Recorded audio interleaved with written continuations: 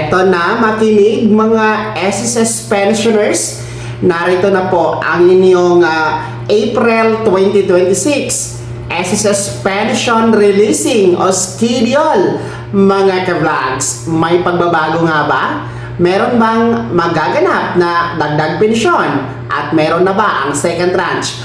1,000 pesos pension increase? Lahat ng yan ating aalamin. Hello mga ka-vlogs! Welcome dito sa aking YouTube channel. Magandang araw po sa lahat ng mga manonood. Saan po kayong dako sa mundo? Kumusta kayo mga ka-vlogs? Well, eto no, ating pag-uusapan ang SSS pension releasing o crediting schedule para ngayong darating na buwan ng April 2026. Last week na kasi tayo this week, no, for the month of March. Magtatapos na po ang buwan ng Marso. Napakabilis ng panahon. Kaya nga po, nararapat natin pag-usapan na ang inyong April pension releasing schedule. Alamin natin kung may pagbabago nga ba, meron bang magaganap na dagdag pensyon, mga ka-vlogs. Well, unahin natin ang schedule para sa ating mga first batch SSS pensioners. Yung mga merong date of contingency o araw ng kapanganakan, araw ng pagkamatay, araw ng pagkasakit o pagkabalda mula 1st to 15th day of the month.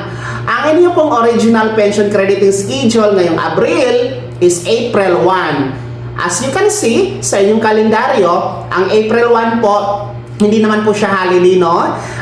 Hindi din po natapat sa weekend. Yan po ay natapat sa araw ng Miyerkules. So, aasahan natin na April 1 talaga, walang pagbabago sa schedule ang inyong pension crediting mga first batch. Kaso lang, magiging tentative din ito mga ka-vlogs, no? Hindi tayo sigurado kung talagang April 1. Dahil kung makikita nyo ulit sa inyong kalendaryo, ang mahal na araw ay natapat po sa first week ng April. That will be on April 2, Holy Thursday, then hanggang April 5 po, no? Araw ng linggo po mga ka-vlogs. And kung nyo po kasi naaalala, tuwing mahal na araw ay dinideklara po ang bispiras ng mahal na araw, no? Bilang special non-working holiday sa mga panggobyernong opisina at ahensya. Kabilang na nga po ang SSS.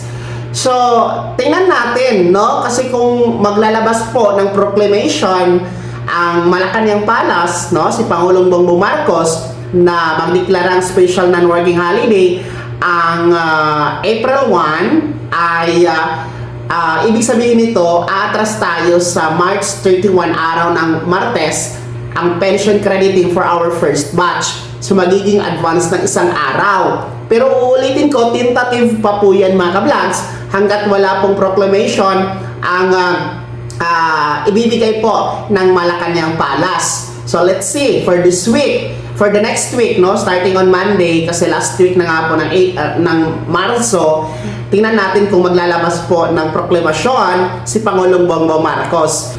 Ito kasing pagproklaman bilang special non-working holiday every bispiras ng mahal na araw ay ginagawa ito ng gobyerno, no, para sa mga empleyado ng gobyerno na makauwi sa kanilang probinsya, makapaghanda ng mas maaga, no, dahil nga po sa mahal na araw. So, sana naman ay iproklama bilang special non-working holiday ang April 1 para sa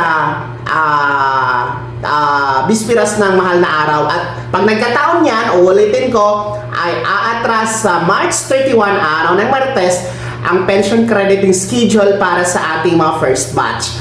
Well, pangalawa po, ang ating mga second batch SSS pensioners, yung mga merong date of contingency o araw ng kapanganakan, araw ng pagkamatay, araw ng pagkasakit o pagkabalda mula 16 to last day of the month. Ang inyo pong pension crediting schedule ay mananatili sa April 16. No? Kung nakikita nyo po sa inyong kalendaryo, yan po ay hindi talaga holiday at hindi din po weekend. Yan po ay natapat sa araw ng Huwebes, ang Abril 16. Kaya regular crediting schedule ang ating aasahan para sa inyong mga second batch. So walang pagbabago po sa inyong schedule ha, mga second batch SSS pensioners. Well, sa mga nagtatanong kung meron bang pension increase na magaganap ngayong buwan ng April, no? Ang kasagutan po wala, no? Wala po tayong pension increase for the month of April, no? Antayin niyo na lamang po ang buwan ng September, no? Setyembre, dahil diyan po magaganap ang second round ng pension increase under the pension reform program ni SSS mga ka-vlogs, no? Yung 10% pension increase for retiree and total disability pensioners and 5% pension increase for survivor pensioners mga ka-vlogs. So September pa po yun.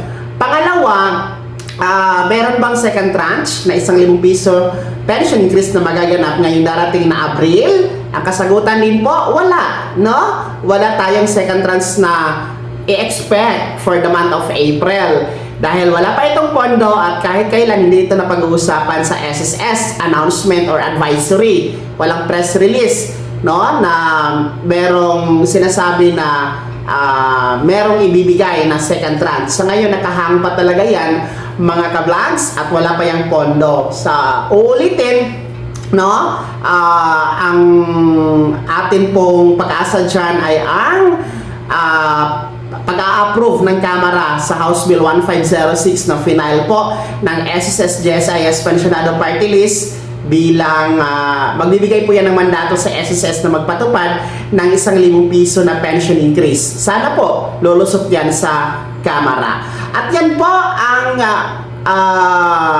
April 2026 SSS Pension Crediting and Releasing Schedule para sa inyo ha mga ka-vlogs. So, antabayanan nyo po dahil last week na tayo, no? For the month of March at April na nga mga ka-vlogs. Kaya naman, mga SSS pensioners, ano po yung komento at reaksyon sa balitang ito? Ibahagi nyo po sa comment section na nasa baba, pakilakip ng buong pangalan at kung taga saan kayo. Kung bago ka pa lang sa aking channel o di kaya di ka pa nakasubscribe, i-click nyo muna ang subscribe button na nasa baba. Huwag kalimutan na pindutin ang notification bell, ilagay sa all para una ka sa mga balitang i-upload ko. Maraming salamat po. God bless. Mag-ingat mga ka-vlogs.